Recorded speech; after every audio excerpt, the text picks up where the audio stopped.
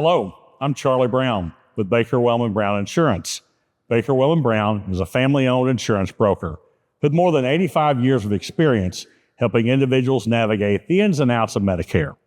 In this installment of our Ask the BWB Expert video series, we're looking at the coverage provided by Medicare Parts A and B and how Supplement Plan G helps fill in the gaps of that coverage.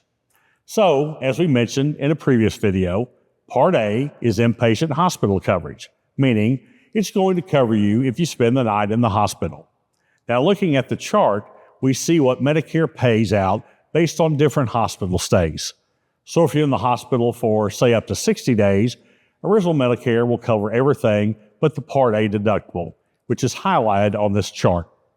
However, if you have a Plan G in place, then Plan G will cover the remaining deductible.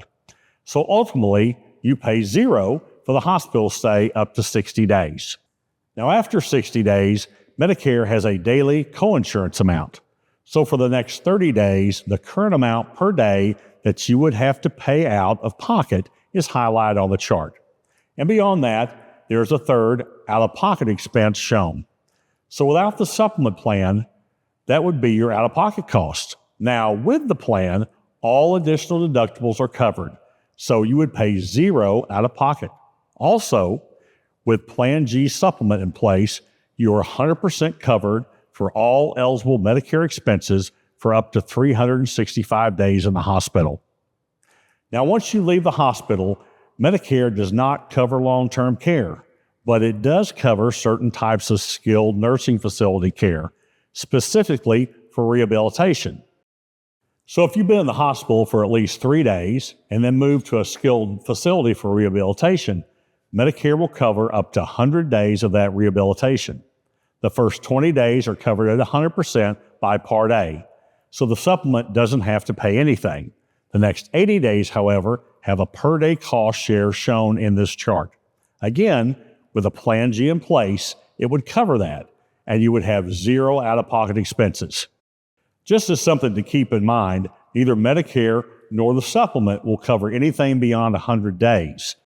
At that point, the service is considered long-term care or custodial care, and that will require a separate type of long-term care policy. Okay, let's look at Part B coverage. Remember, Medicare Part B covers outpatient care. In this instance, after the Part B annual deductible, Medicare covers 80% of the approved amounts. The Supplement Plan G does not cover that deductible, so you would pay this amount. But with the supplement plan in place, it does pay the 20% amount original Medicare doesn't cover. It also covers any charges beyond what Medicare approves, known as excess charges. So in this area of care, after the first deductible expense, you're going to have 100% coverage.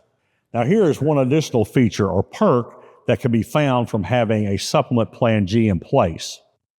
As you can see, for foreign travel, Medicare does not have any coverage if you become ill. However, the supplement plan does have a $50,000 lifetime benefit. It covers 80% of expenses after a $250 deductible. I consider this a stability benefit. Hopefully it can cover costs just to get you well enough to travel back to the United States, but the plan does not pay for transportation back to the United States. But there are travel medical plans that we offer that cover this benefit.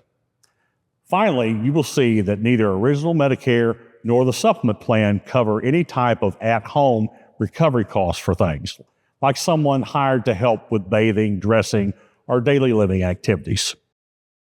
So that is a brief look at how a supplement plan can really help fill the gaps in the original Medicare coverages.